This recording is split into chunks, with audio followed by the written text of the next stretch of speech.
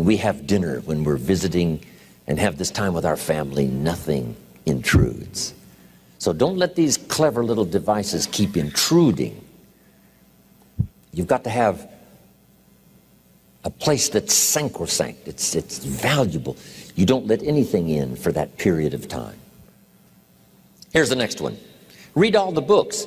You know, I've only got a few notes here on time management, but if you've got some particular challenges, you run a big organization, a big corporation, you've got some challenges, there's plenty of books. Now, here's what's next. Just be more alert to the things that might be stealing your time. Time is like capital. You can't let someone steal your seed corn, you can't let someone steal your capital, and you can't let someone steal your time. You must designate your time, and some of the time that you designate, you must not let anyone steal. Casual time, you might let someone intrude and steal a little bit and take a little bit, but not serious time. Next, one of the great time management savers is to learn to ask questions up front. Sometimes you talk to somebody for an hour, and then you ask questions and find out if you would have asked those questions up front, you could have saved yourself an hour. After you finished an hour, you say, John, what's really the problem? He said, well, it's something personal. See, that's what you should have been talking about this whole hour. Next, learn to think on paper. Some ways to think on paper. One, we've covered one. Solving problems. Take it out of your head and put it on paper. Another one is setting goals. Making these lists we've already started.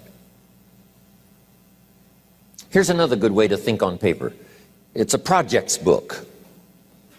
Each person you're working with and each project you're working on, get a loose leaf binder and a tab and some pieces of paper behind the tab and do a little continual summary of how it's going between you and that person and between you and that project. But what's going on between you and this person?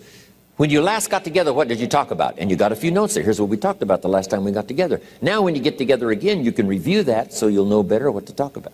If a person is important, it's worth a little running account. You might even have a projects book for your children. Here's what's happening between me and my child. We've talked about this, and we've talked about this, and we've talked about this. Next, a day timer. Keeping track of all of your appointments. You know, mine is all filled with, when to catch an airplane and when to do a seminar and when to sit down and have a conference, all the rest. Next is a game plan. If you've got a house and the, insurance is going to come due and some other things are going to come due, you just put it on a spreadsheet and make sure it's taken care of. Take things out of your head and put them on paper. And the key is to just experiment with different ways that helps you to do that. Now here's the last one, thinking on paper, and that's to keep a journal. One of the things I'm known for around the world, have been now for 39, 40 years, is keeping a journal. But here's what primarily your journal is for, collecting good ideas. A journal is to collect good ideas on your health, good ideas for your business, good ideas for your future, good ideas for time management. Because I used to take notes on pieces of paper and torn off corners and backs of old envelopes and restaurant placemats. And I threw all this stuff in a drawer. It did not serve me well. I finally learned to get a bound copy, right? And just keep a journal. Right? If I was here, I had my journal, I'd be taking notes, right? These 2 days in my journal. Now, if you're caught without your journal, you just take the notes. When you get back home, you put those notes in your journal, throw the paper away. Because we don't usually go through paper to review. But see, my journals now make up a significant part of my own library. There are 3 treasures to leave behind. I think you've already got those notes, right? Here they are. Number 1, your pictures. Don't leave the event unrecorded. A picture's worth 1,000 words to describe the scene, the emotion. Leave all your photographs as a record. Here's what's next to leave behind, and that's your library.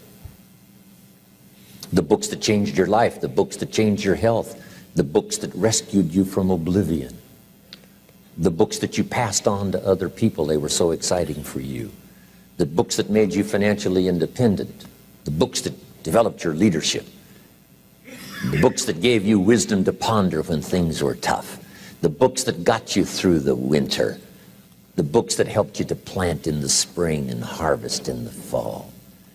What a treasure to leave behind. If you do that, here's what's for sure. Your books will be more valuable than your furniture.